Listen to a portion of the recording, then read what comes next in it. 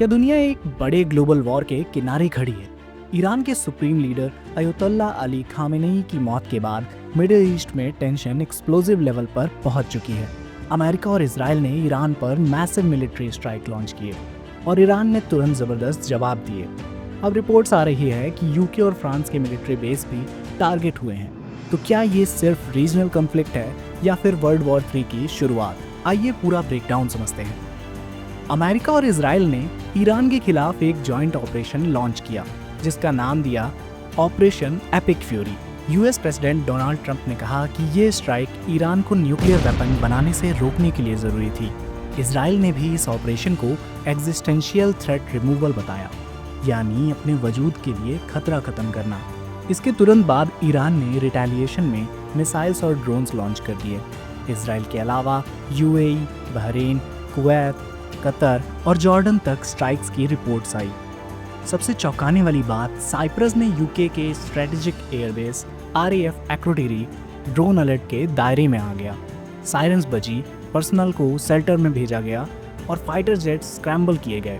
साथ ही यूएई में एक फ्रेंच नेवल इंस्टॉलेशन को भी ड्रोन स्ट्राइक में माइनर डैमेज हुआ, लेकिन किसी की जान नहीं गई। यानी कॉन्फ्लिक्ट का रेडियस अब मिडिल ईस्ट से आगे बढ़ने लगा है।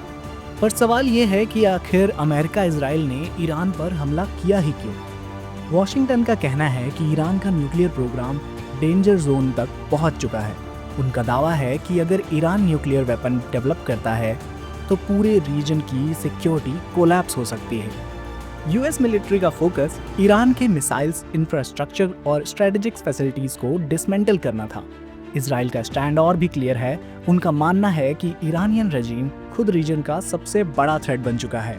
दूसरी तरफ ईरान का कहना है कि उनका न्यूक्लियर प्रोग्राम प्योरली पीसफुल और एनर्जी पर्पस के लिए है, यानी नैरेटिव दोनों तरफ से बिल्कुल अलग है।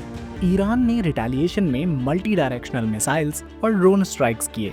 एलाइड बेसेस और मिलिट्री एसेट्स को टारगेट करने की कोशिश हुई।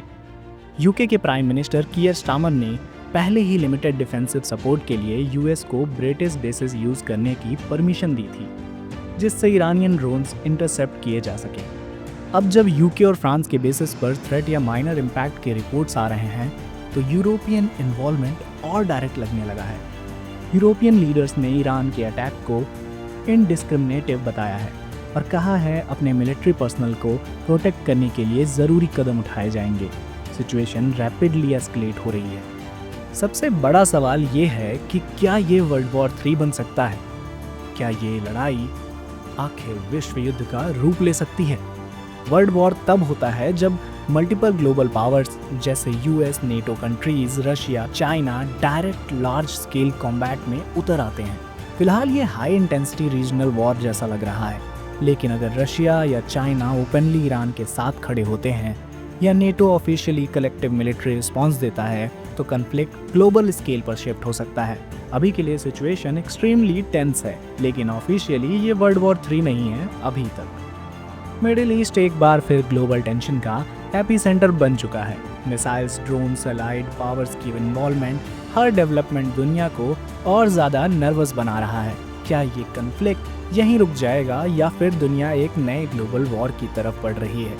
आप क्या सोचते हैं? कमेंट्स में अपनी राय ज़रूर बताइएगा। वीडियो को लाइक और शेयर करें और ऐसे ही डिटेल्ड एनालिसिस के लिए चैनल को सब्सक्राइब करना ना भूलें।